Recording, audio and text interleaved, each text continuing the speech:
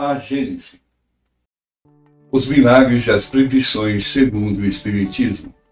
Capítulo 4. Papel da ciência na Gênese, parte 2. 14.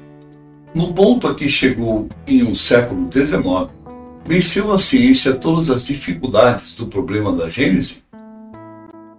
Não, de certo. Mas não há contestar que destruiu sem remissão todos os erros capitais e lhe lançou os fundamentos essenciais sobre dados irrecusáveis.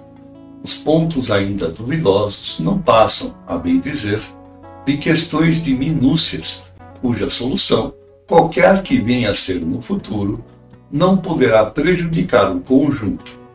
Ao demais, malgrado aos recursos que ela há tido à sua disposição, faltou-lhe, até agora, um elemento importante, sem o qual jamais a obra poderia completar-se. 5. De todas as gêneses antigas, a que mais se aproxima dos modernos dados científicos, sem embargo dos erros que contém postos hoje em evidência, é incontestavelmente a de Moisés.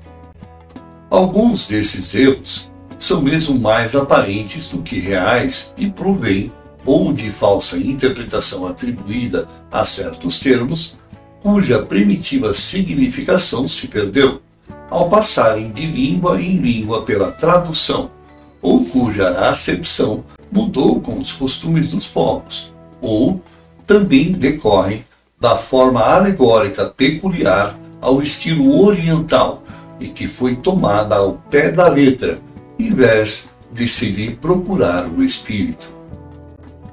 6. A Bíblia, evidentemente, encerra fatos que a razão, desenvolvida pela ciência, não poderia hoje aceitar, e outros que parecem estranhos e derivam de costumes que já não são os nossos.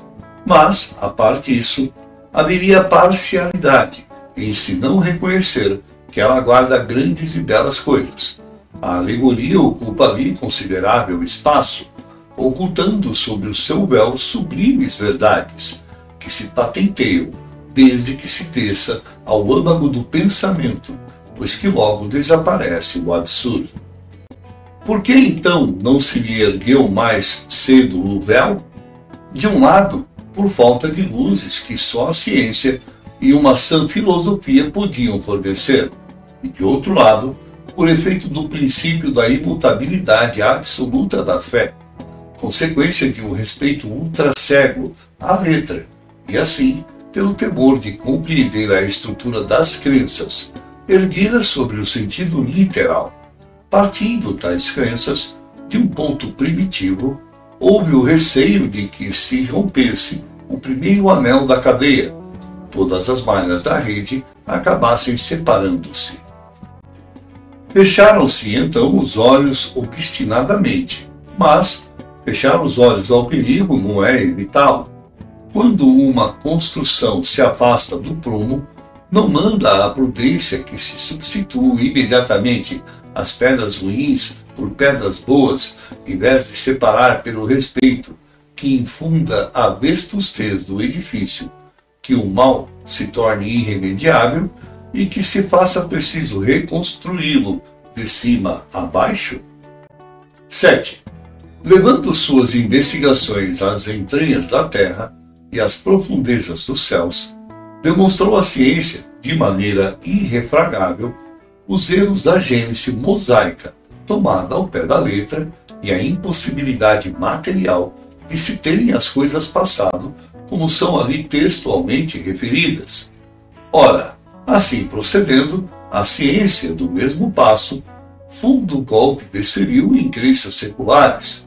A fé ortodoxa se sobressaltou porque julgou que lhe tiravam a pedra fundamental. Mas, com quem havia de estar a razão?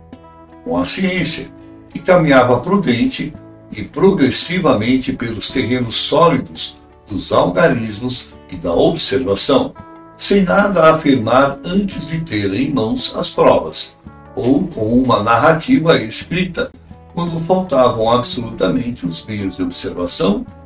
No fim das contas, quem há de levar a melhor? aquele que diz 2 e 2 fazem 5 e se nega a verificar, ou aquele que diz que 2 e 2 fazem 4 e o prova?